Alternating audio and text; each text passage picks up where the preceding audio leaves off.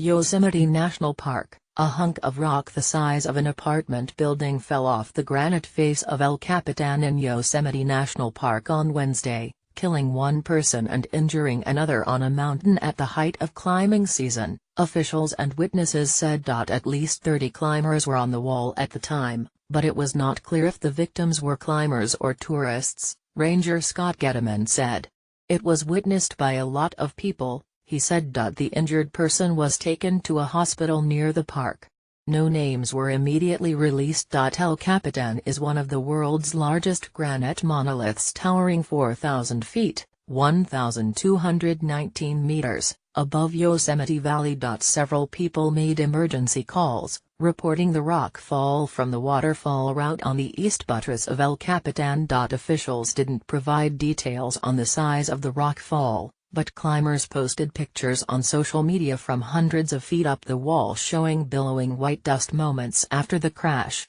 "I saw a piece of rock, white granite the size of an apartment building, at least 100 feet by 100 feet, suddenly just come peeling off the wall with no warning," said Canadian climber Peter Zabroek, 57, who was scaling El Capitan and was above the rock fall. Zabroek said he has climbed El Capitan dozens of times and has never seen anything like this.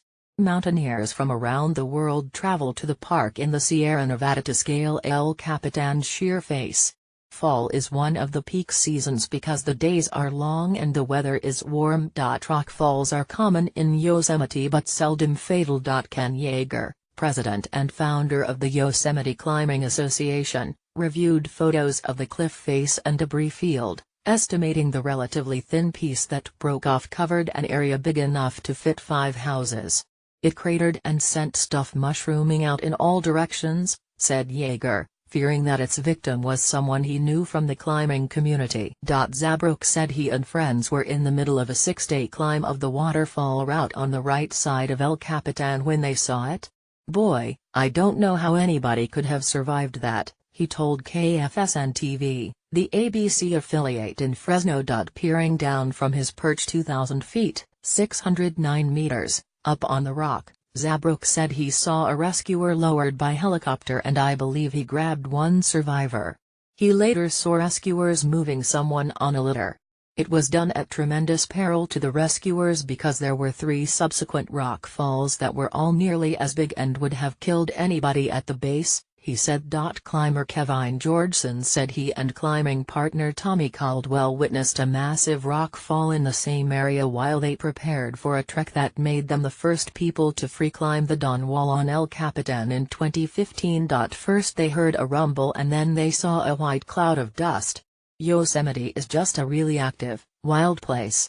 It's always changing," Georgeson said. "It doesn't make it any less tragic when someone gets in the way of that."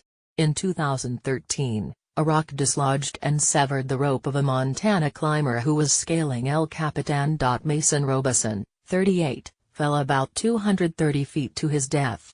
It was Robeson's gear digging into the side of the mountain that caused the rock to dislodge. Yosemite remained open after Wednesday's rock fall, and other activities throughout the park weren't affected, rangers said.